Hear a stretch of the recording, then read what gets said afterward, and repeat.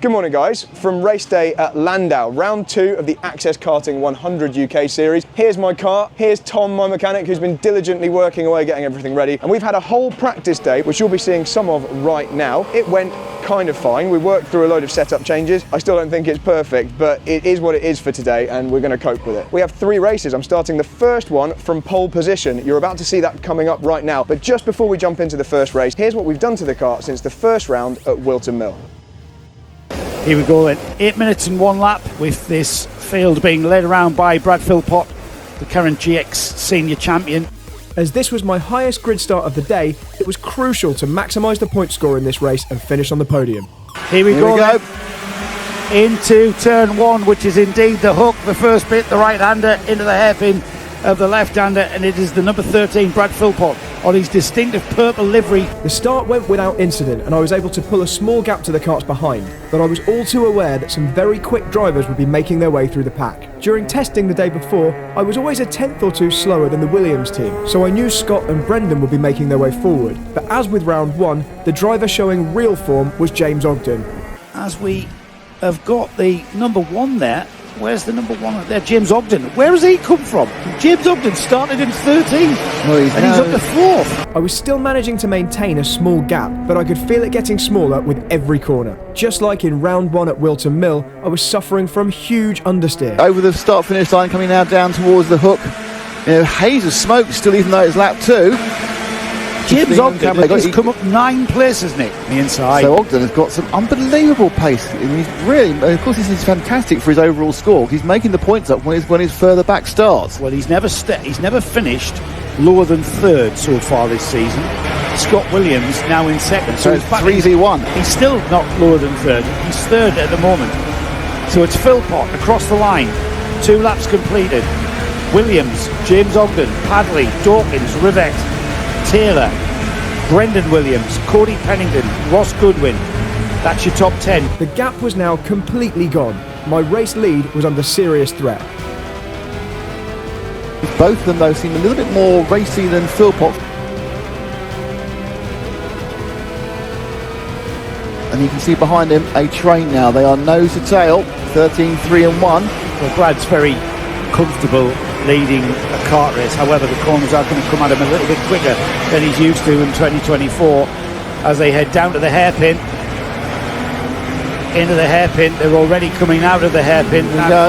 We're picking up the wrong group there. That's the group we need. And there's a change for the lead. Oh, it's hit him. It's gone wrong. Yeah, Philpot. Oh no, what happened there? Philpot got hit by Scott Williams. Scott Williams just brings the cart underneath Brad Philpot's rear bumper, and it was kind of tripping over one another into the hook. Well, nerfed off again in the first race. Let's see if we can start this thing. Let's see.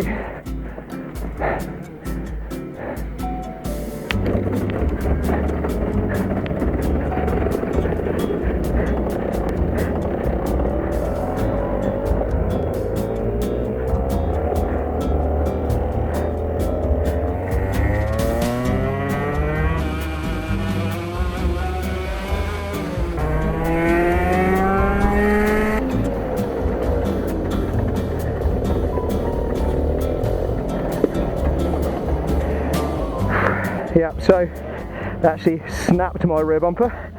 So if there's ever been a measure of how hard someone hit you, that's it. So I knew when Ogden came through that was inevitable, but I wasn't expecting to be thumped up the back again. I obviously don't think Scott did that on purpose, and I think the fact I have such little front end and I have to slow down so much to get the kart to rotate means I just caught him out. He probably just didn't expect me to need to do that. So anyway, that is what it is. Tom here is doing a nice little quick repair for me. I'm going to join him in a second. We do have a spare bumper, so we'll get out again, but obviously points are down the toilet. Anyway, we'll get this fixed and get out for the second race. See you then. Here we go then. After a disastrous race 1, it was essential that I scored big points in the second heat, and starting down in 12th position, I was going to have to make up some places. But Llandow is a circuit where it's very difficult to overtake cleanly in fast cars, with there being a single clear best line through some of the twistier corners. However, there are opportunities, one of them being the braking zone at the end of the long back straight into the tight final corner hairpin. So I set about putting myself in a position to make that exact move. So first up, it was the 397 kart in front of me here, and I needed to make it stick because Scott Williams was breathing down my neck. And not only that, the rest of the pack was getting away ahead of us. And with a relatively short race, time is precious.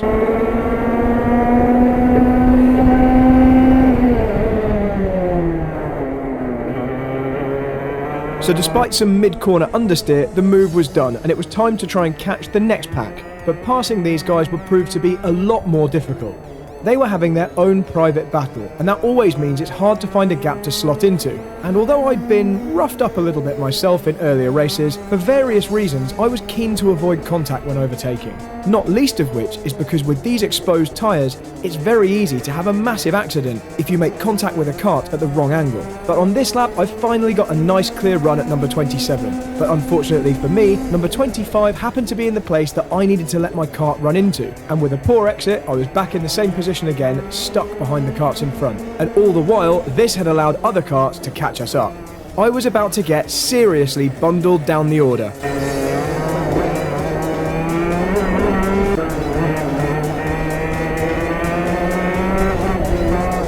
Losing 2 positions when you were desperately trying to move forward is very costly in a race like this, but I was determined to try and stick to the back of Scott Williams and make some progress nonetheless.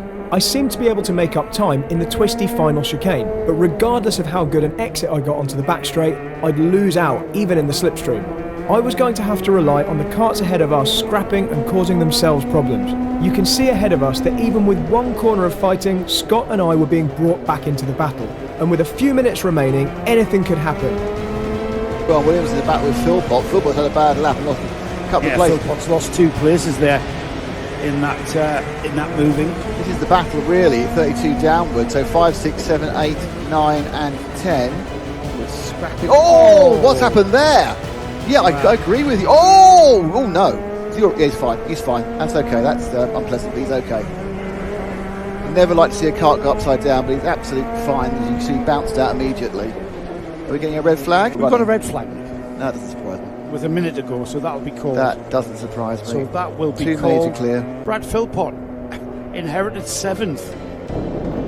That was eventful. I made some mistakes there. We got a little bit held up by a group of karts in front. I didn't really have a good way around them, and then that let the pack behind me catch. I positioned myself badly in a few of those incidents. I left the door open. Now, in my defence, some of those doors wouldn't have been open doors if the kart would turn in, but because there's such understeer, you go a tiny bit wide, you can't then get back to the inside. So what would normally be opening up a line just turns into running wider and wider and wider. Race 2 there, I made some mistakes myself. I then benefited from some other people's crashes. It was a bit more rough out there than it should be. I think a few people are taking liberties with contact. I honestly don't think we should be bashing people around when we've got tyres that poke out like this. And everyone's got to go to work on Monday, so I'd like everyone to be healthy and safe after this. And the ambulance had to go out to someone who was rolled in that race, so I think people need to calm it down a bit. Anyway, one more race where I start even further back. In fact, another 10 positions further back in this race, back down in 22nd position. This one should be quite exciting because of just how far down we're starting. See you after this one. Here we go. Getting ready to start this, the final heat of the day. It's all finals from now onwards. And I was going to need a really good last heat if I wanted any chance of a decent starting position for the final.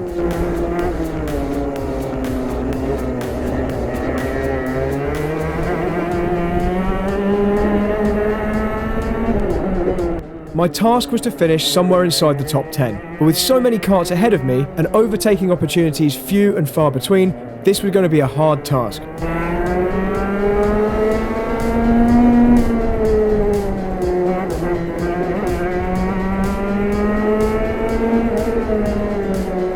Okay, we got a little bit stuck there, we're getting held up a lot. And if I wanted to make progress, there simply wasn't time to be held up. It was time to start using my favourite overtaking method on this track, outbraking people into the hairpin.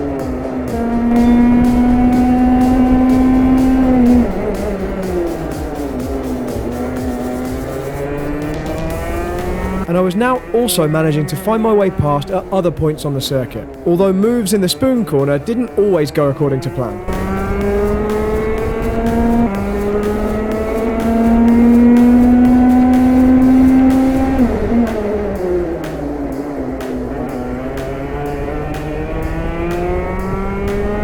When I arrived at the number 11 car, they nearly caught me out with their braking point. And despite having a pace advantage, it actually took me several attempts before I finally made a move that stuck, as you're about to see.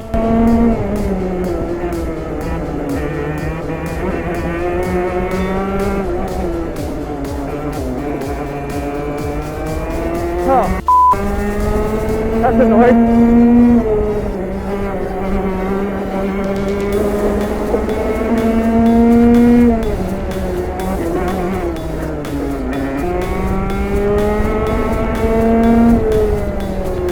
That's my first decent TKM race.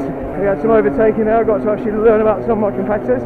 Got my fastest lap of the weekend there as well. So, but my brief moment of positivity was about to be dashed. You've got a penalty for overtaking under a yellow flag, and you're not allowed 2 cameras on your car. that's not a rule. Well, I'm only passing the one. Yeah, that's all. I've run 2 cameras on my car for the last year and a half. Radio through, you can't have 2 cameras. Yeah, you can though, so they're wrong. It's not in the rules. Hello everyone. Heat number 3 was actually quite good fun.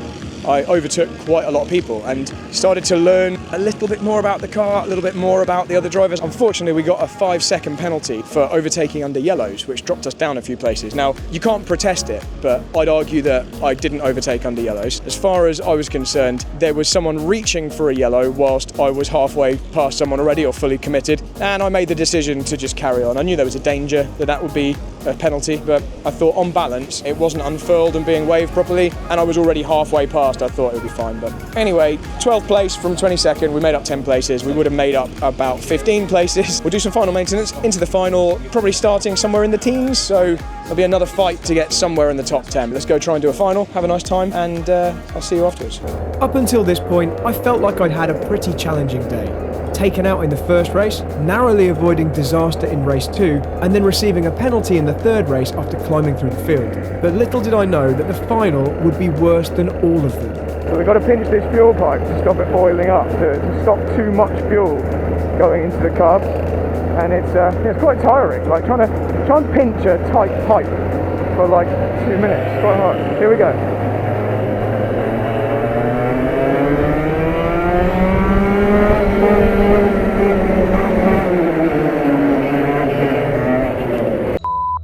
Oh, I spun myself out. Everyone checked up in front. Ah! Well, that couldn't have gone worse. No, it probably couldn't have. As carts came around my outside, I was pinched into a slightly tighter gap than normal. And as I was keeping an eye on the cart to my right, the cart on my left slowed down slightly and caught me out. And the combination of cold tyres, braking, and a little bit of steering lock caused me to have my first self-inflicted spin in about 5 years. That could not have gone worse. Here we go. Let's try.